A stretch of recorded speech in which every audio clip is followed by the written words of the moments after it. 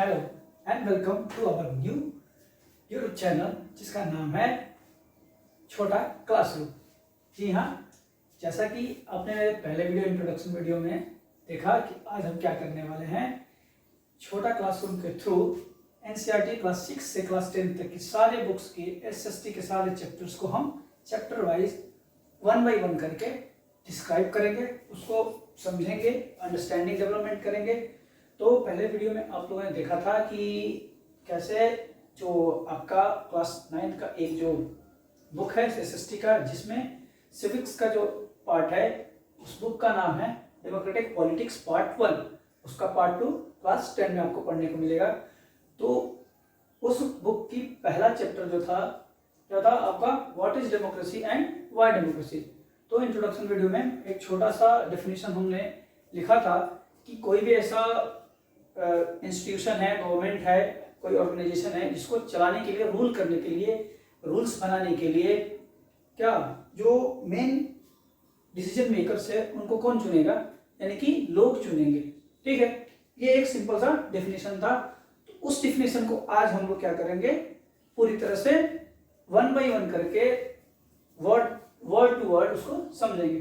ठीक है, फिर से स्टार्ट करते हैं उसी डेफिनेशन से, जो डेफिनेशन था डेमोक्रेसी के बारे में कि democracy is a form of government in which rulers are elected by the people.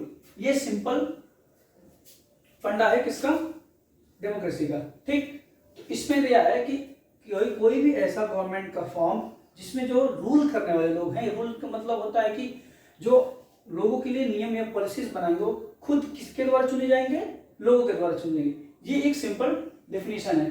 ठीक, तो हमको इस डेफिनेशन से ये समझ में आ रहा है कि जो भी रूल बनाने वाले लोग हैं खुद उसी देश के लोगों के द्वारा चुने जाएंगे। ठीक, एक सिंपल सा, एक जैसे कि एक सिक्के का एक पहलू है। तो ऐसा नहीं है कि अब हर देश में जहां इलेक्शन हो रहे हैं वो डेमोक्रेटिक कहलाएंगे। ठीक है, इसके अलावा इलेक्शन के अलावा भी डेमोक्रेसी के अलग अलग फीचर्स, उसके प्रॉपर्टीज होती हैं।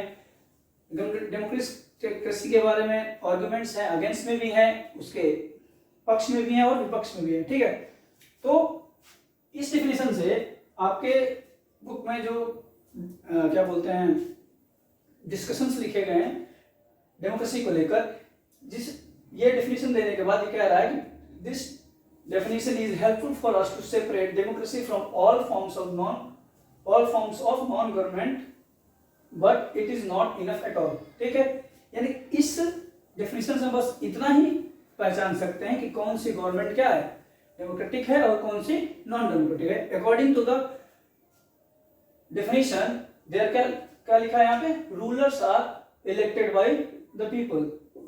ठीक है, ठीक, अब इसका मतलब ये हुआ, it reminds us that democracy is a people's rule.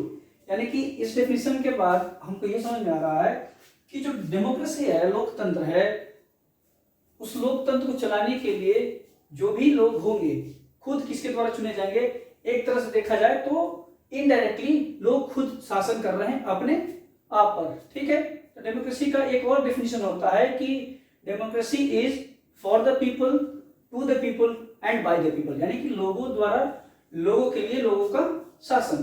ठीक, तो it reminds us that democracy is a people's rule, यानी कि ये हमको बस इतना बता रहा है कि याद दिला रहा है कि डेमोक्रेसी जो है पीपल्स का ही रूल है। साथ ही साथ इसको ये देख सकते हैं कि if we use this definition in an unthinking manner we would end up calling almost every government that holds an election is democracy.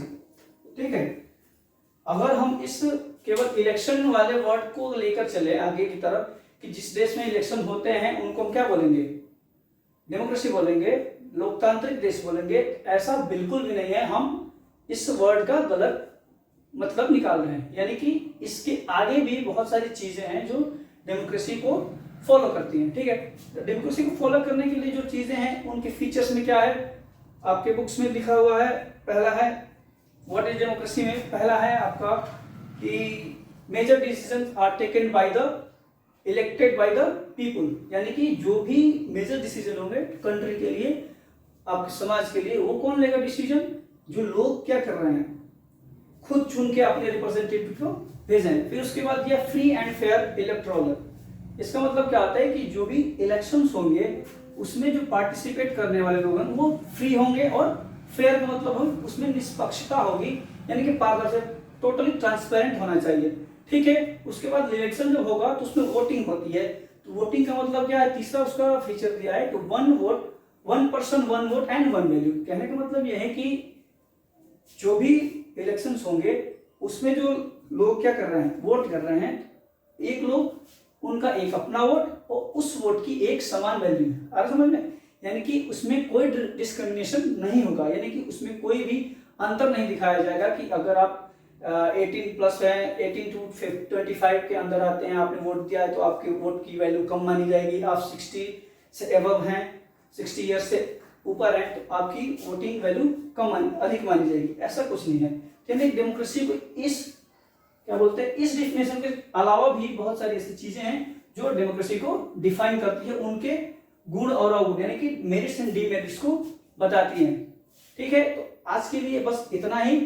आगे हम फिर पढ़ेंगे फीचर्स ऑफ डेमोक्रेसी, जिसमें आर्गुमेंट्स फॉर द डेमोक्रेसी है, आर्गुमेंट अगेंस्ट द डेमोक्रेसी है।